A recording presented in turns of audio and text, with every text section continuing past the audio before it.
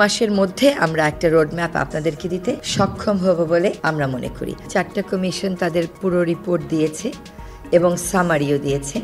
আপনাদের জ্ঞাতার্থে জানাচ্ছি যে এই সামারিগুলো আপনাদের জন্য অ্যাভেলেবল করে দেওয়া হবে আজকেই।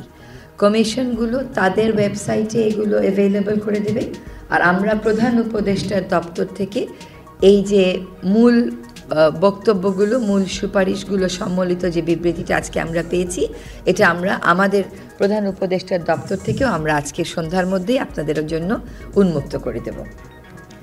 এখন এই রিপোর্টগুলো আমাদের হাতে এসেছে। এই রিপোর্টগুলো নিয়ে কমিশন প্রধানেরা, ওনারা স্বাধীন কমিশন হিসেবে কাজ করেছেন, এখন কমিশন প্রধানেরা এবং কমিশনগুলো বসে এইখান থেকে পরবর্তী পদক্ষেপ কি হতে পারে, তাদের জায়গাগুলো কোথায় কোথায় তারা মনে করছেন যে প্রাধান্য দেয়া উচিত, সে জায়গাগুলো তারা ঠিক করবেন।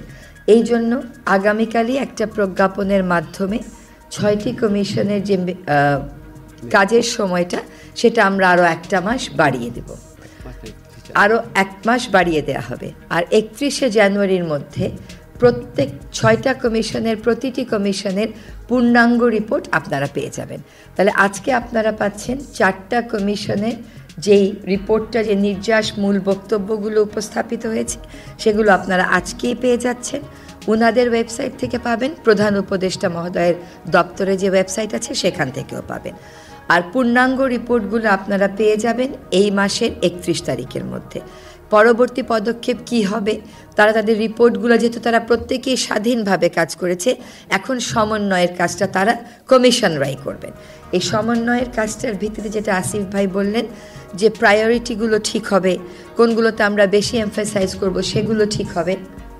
এবং একদিকে যেমন রাজনৈতিক দলগুলোরও কিছু দাবি আছে, অন্যদিকে জনগণেরও কিছু দাবি আছে, একসাথেও কিছু দাবি আছে। সো কোনগুলো নিয়ে আমরা তাৎক্ষণিকভাবে কাজ শুরু করব, রোড ম্যাপটা কী হবে, এইটা এই 1 মাসের মধ্যে আমরা একটা রোড ম্যাপ আপনাদেরকে দিতে সক্ষম হব বলে আমরা মনে করি। আর এখন থেকে কমিশন প্রধান যারা আছেন, তারা তাদের কমিশনের যে রিপোর্টগুলো কী পদ্ধতিতে তারা করেছেন, সেগুলোর ব্যাপারে আপনাদের সাথে অবশ্যই কথা বলবেন।